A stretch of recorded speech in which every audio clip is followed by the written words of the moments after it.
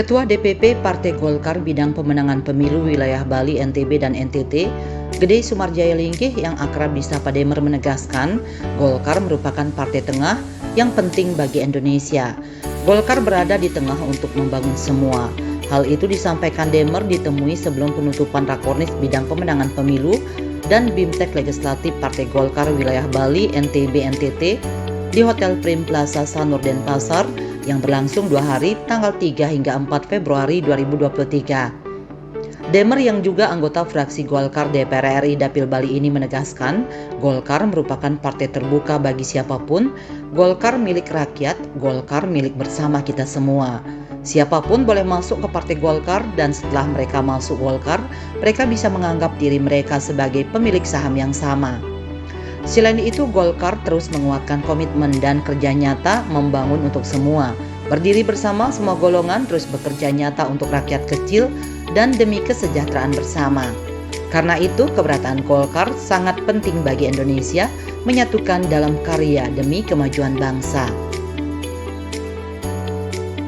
Kita partai terbuka, jadi ini milik rakyat nih. Siapapun boleh masuk ke sini, dan siapapun boleh masuk ke sini, dan kemudian juga setelah masuk ke sini kami menganggap mereka itu sama, pemilik saham yang sama dengan kita. Dan itu tidak ada urusan karena namanya partai, namanya ormas, itu sebenarnya yang paling dipentingkan itu adalah jumlahnya. Setelah jumlahnya, kualitasnya. Golkar ini berharap secara kualitas kami cukup bagus, sehingga sekarang kita hanya mencari kuantitas yang lebih besar.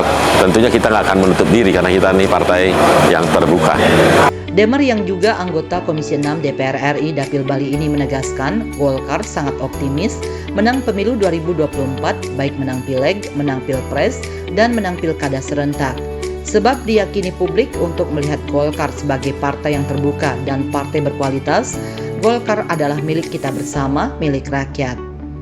Publik juga bisa merasakan langsung kinerja Ketua Umum Partai Golkar Airlangga Hartarto sebagai Menteri Koordinator Menko Bidang Perekonomian yang mampu berhasil menangani pandemi COVID-19 dan melakukan pemulihan ekonomi nasional dengan cepat. Ini kan dari dulu kita ngomong 2004 kita sempat menang, ya, menjadi nomor 1. Kemudian berjalan waktu kita terus nomor 2. Biasanya dasawarsa itu akan ada perubahan. Orang biasanya di dasawarsa maka orang akan berubah mencari partai-partai yang memang mereka yakini bahwa inilah partai yang berkualitas. Mereka sadar bahwa inilah yang partai yang milik kita, bukan milik orang lain gitu. Merasa bahwa Golkar ini adalah menjadi partai bersama dan partai lama memang, tapi partai kita bersama. Dan saya lihat dari hasil survei juga demikian, ya, bagaimana kinerja dari Partai Golkar itu dipaparkan kemarin, bahwa Partai Golkar sangat mewarnai daripada perekonomian, khususnya tentang kesejahteraan masyarakat, ya, apalagi terbukti kemarin dengan Pak Airlangga juga melakukan kerja yang sangat luar biasa. Kader kita Pak Luhut juga melakukan kerja yang luar biasa, sehingga parameter-parameter itu menyebabkan LSI maupun dari Pak Erwin Aksa, terus kemudian kemarin Sekjen juga memaparkan, itu semuanya berkeyakinan bahwa ada peningkatan-peningkatan, termasuk juga informasi yang kami dapat dari teman-teman di kabupaten kota bahwa ada alasan tertentu yang menyebabkan ada kenaikan di kabupatennya masing-masing. Sebelumnya, Ketua Umum Partai Golkar Airlangga Hartarto dalam pidato dan arahannya meminta seluruh kader Golkar terus solid dan kompak bergerak, terus melakukan kerja-kerja nyata serta memberikan pelayanan publik kepada masyarakat. Airlangga juga mengungkapkan pemilu 2024 ini diikuti 18 parpol dan tentu menghadirkan tantangan tersendiri. Namun Golkar sangat optimis mampu meraih kemenangan apabila juga bermodalkan tingkat pengenalan Partai Golkar yang tinggi hampir mencapai 99%. Artinya hampir seluruh rakyat Indonesia mengenal partai berlambang pohon beringin ini. pileg kita sudah siapkan 20%, tapi menang pilpres adalah 50 plus 1.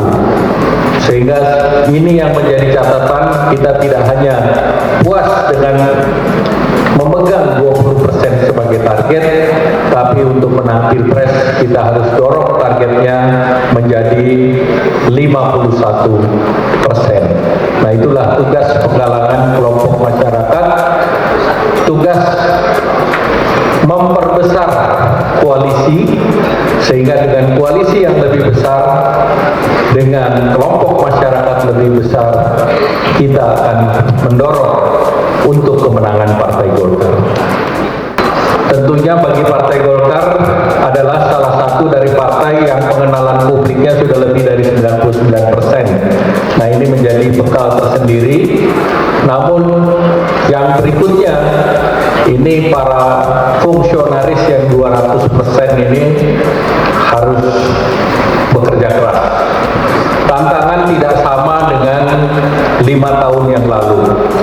Sekarang peserta generasi Z dan generasi milenial ini sudah jumlahnya sudah besar sekali.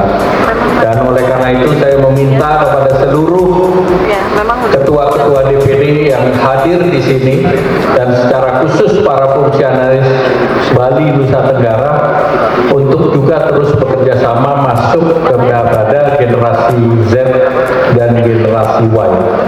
Cara berkomunikasi sudah beda, cara pendekatan beda, tetapi harus sering mereka disapa. Kita akan masuk pada bonus demografi, artinya bonus demografi ini lebih dari mungkin lebih dari 40 juta itu ada di generasinya mereka. Nah, oleh karena itu tetap bagi Partai Golkar harus mempunyai program-program yang masuk ke mereka.